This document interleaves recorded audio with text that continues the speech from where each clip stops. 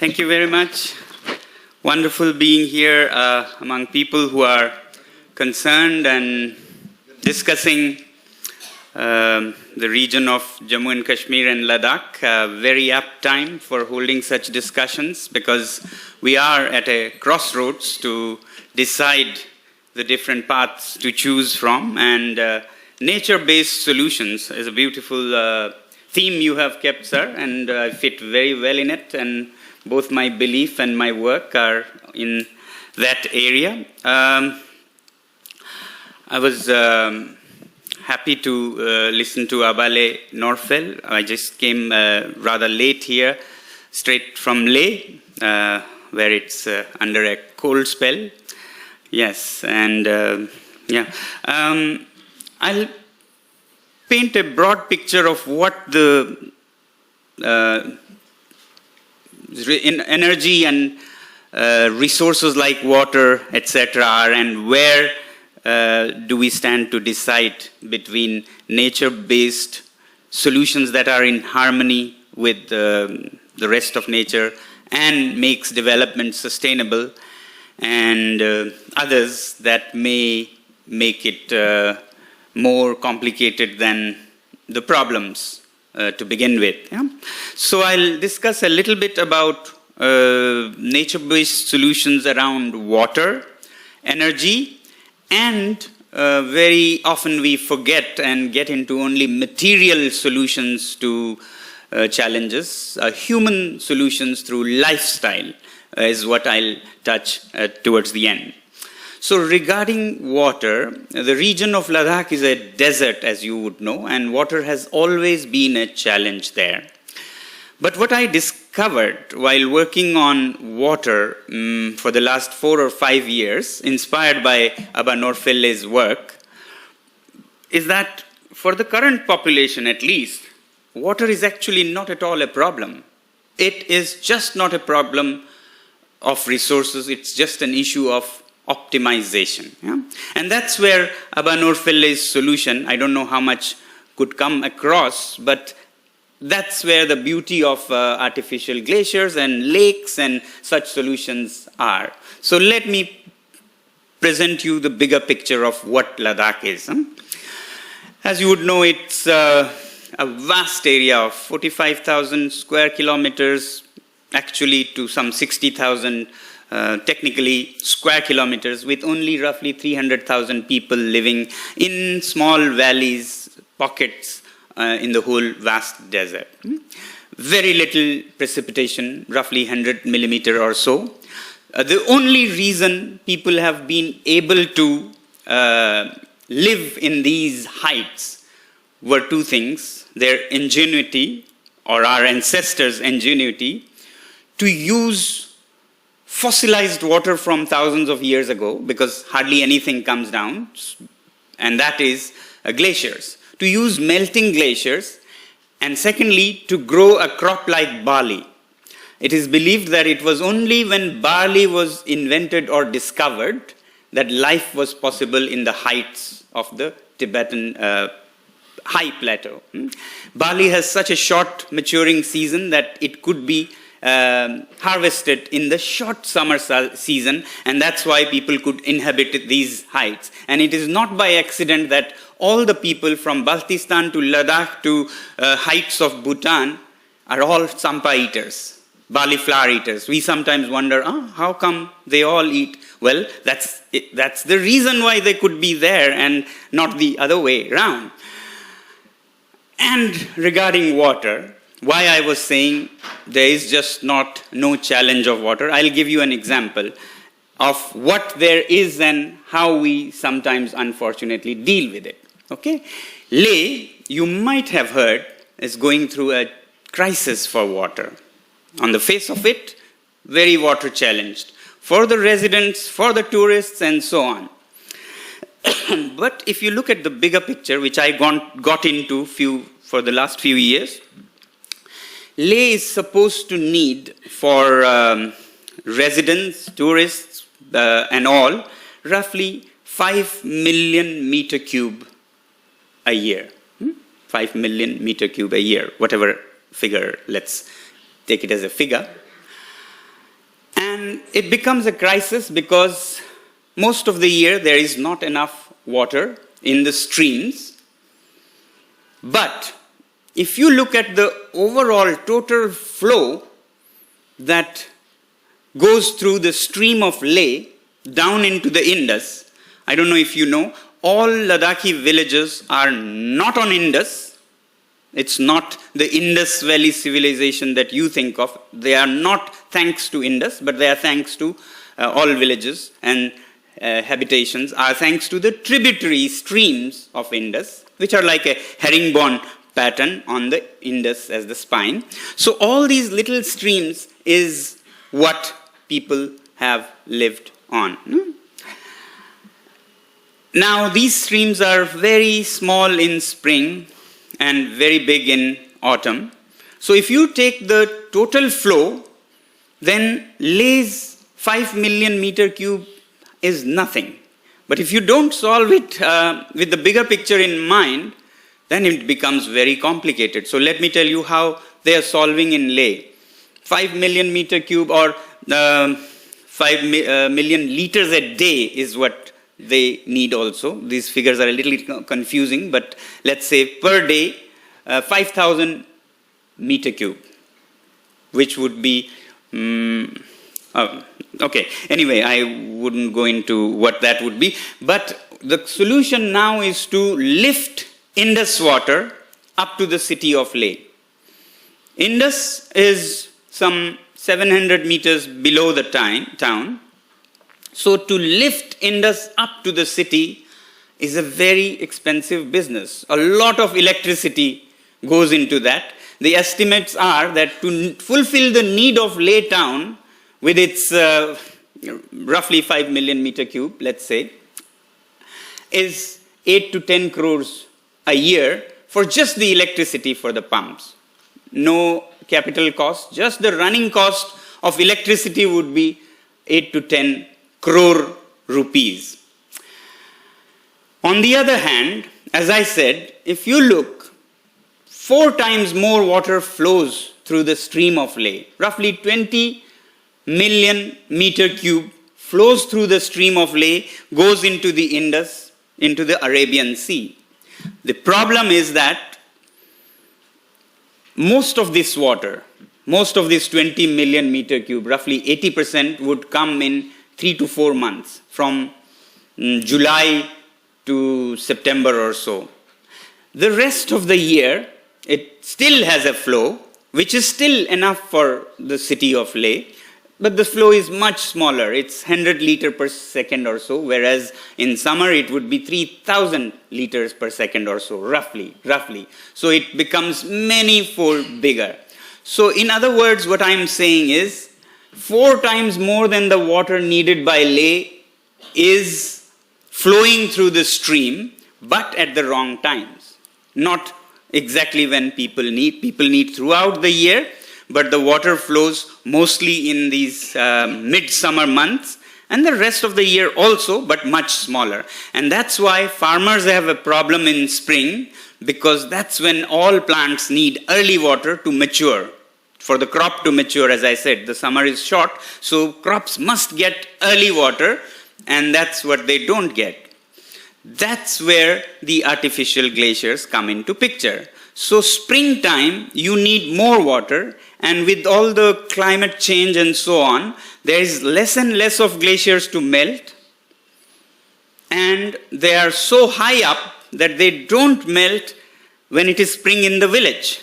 When it is spring in the village, people want to farm, but it is not spring up where the glaciers are, so they don't get much water in the stream. And that's the mismatch of, anachronicity or whatever, ill-timed water, flow. You need in April, May, but the big flow comes only in June, mid-June to August, September, and so on. That's where the problem is. It was a problem in the past, but it should no longer be. With all kinds of scientific development, education so prevalent, there should be solutions. And one of those solutions is to freeze the water that keeps flowing in winter also. As I said, the stream keeps flowing all year round with some 100 liters per second or so, instead of thousands in summer. But in winter, nobody needs even that, because nobody is farming in winter.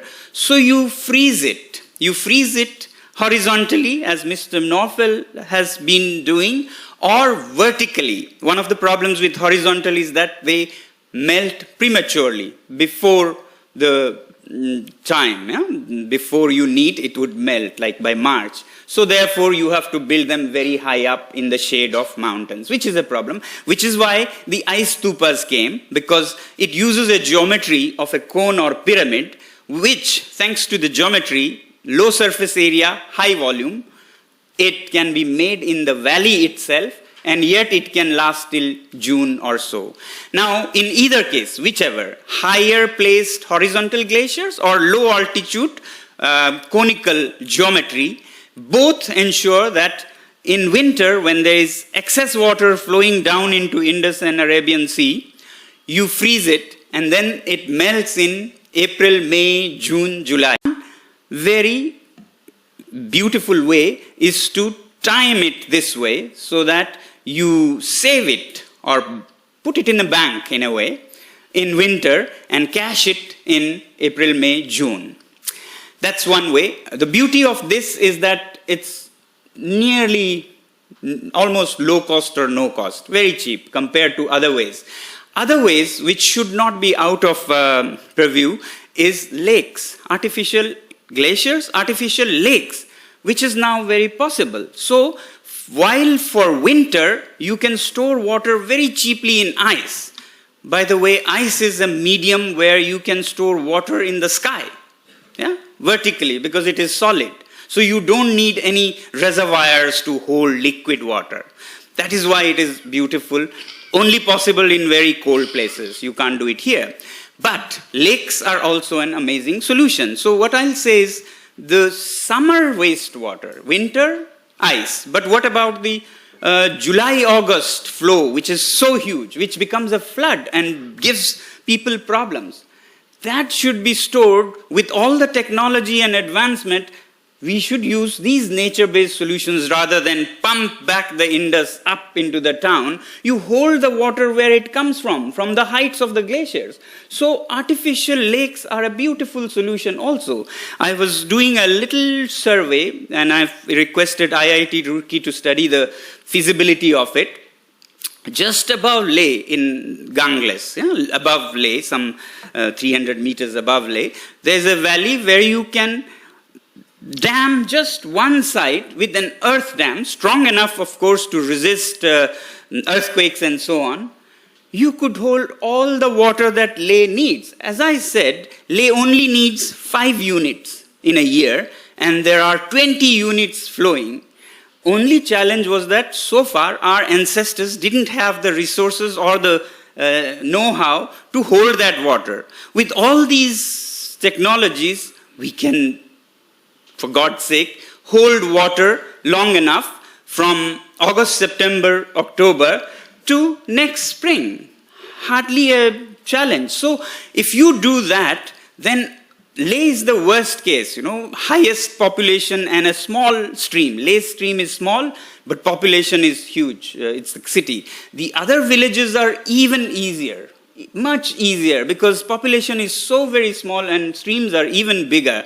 So if you introduce artificial lakes and artificial glaciers, Ladakh's challenge of water can not only be solved, but millions of hectares of hitherto deserts can be greened, because you can hold so much. And if you apply a little bit of water conserving technology, so much more could be done. So that is the scenario of water. It hardly is an issue, really, if you just apply mind, rather than, as I said, lift water. I was talking about this lake, the NABARD bank, I'll close, yeah. Chairman asked me, I asked them, can the bank fund such a lake? And he said, how much does it cost? I said, the dam would cost some 10 to 20 crores.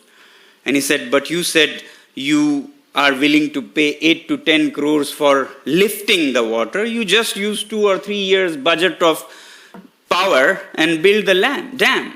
So it is that simple. Rather than using power to lift back the Indus, from 3 years budget, you could make a reservoir that could keep all the water from the height at that level. A little bit about energy. Well, Ladakh is the place for solar energy. It is like Saudi Arabia would be for oil. Ladakh is like the place for power, yes. And not only it can solve its own challenges, but also rest of the countries. And sure enough, there are projects there. And currently, not just power for the electricity, but one thing that people overlook is heating. Ladakh's energy needs are not electricity, you must understand. Only 5% or so is electricity, 95% is heat. In a cold place, you need heat rather than electricity. Heat is a cruder form of energy. You don't need to make electricity and then convert it into heat again. You can directly use the sun and heat the buildings. At present, military alone, I'm told, imports or brings to Ladakh 10,000 to the equivalent of 10,000 tankers of oil.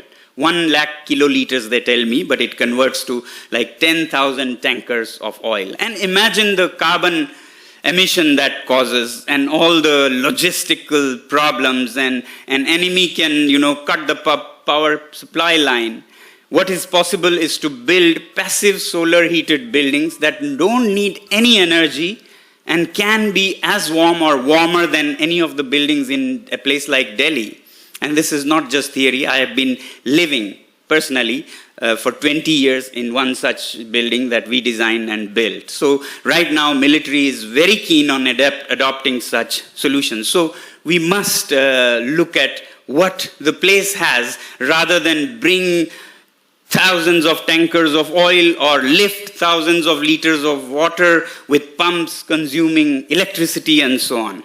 And finally, I don't think these needs of the people should only be met by material and resources and funds and so on.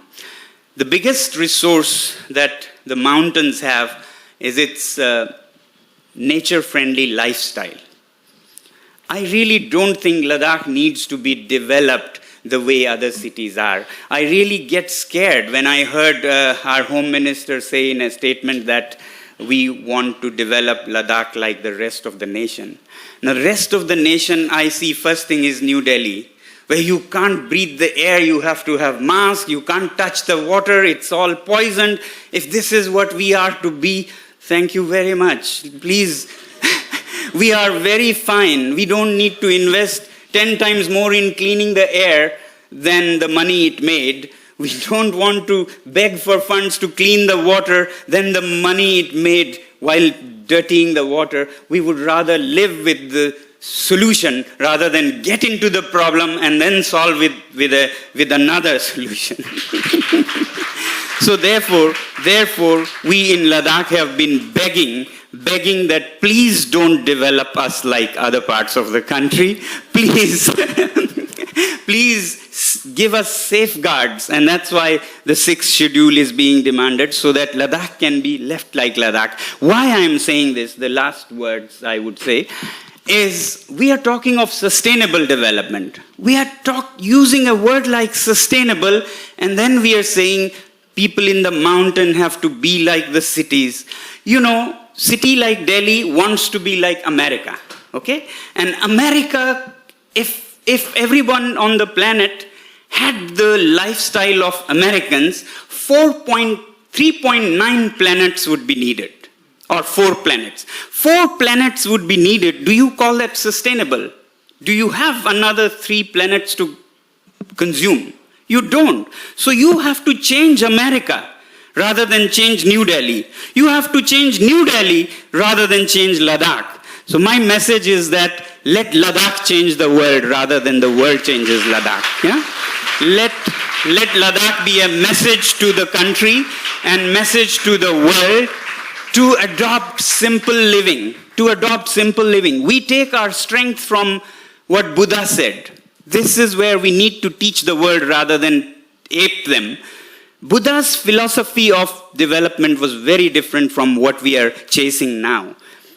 Buddha said for a human being, it is a bigger achievement. You know, we talk about success stories and success stories. So in his view, a success story is of a man who has conquered a single desire rather than another who has fulfilled 1,000 desires. Okay? So that's the model we need to give to the world, that human happiness doesn't come from just consuming and consuming. If you hold a bottomless bucket in your bosom, you put 1,000 things, there's no bottom, it will be still empty. How about putting a bottom to the bucket, and you put 3 things and it's full and happy? After all, it's happiness that is the aim, and not how much we have plundered and consumed. So, I won't take longer. There are many interesting videos to what I am saying. There's a whole movement called I Live Simply movement. That is a message from Ladakh to the world. You can look up my name on YouTube, because I don't want to take your time to screen those videos. Do please look up my name or I Live Simply, and you will find a lot of answers to what is happening and how perhaps the world needs to go. But basically, we need to change the world rather than change ourselves. Thank you.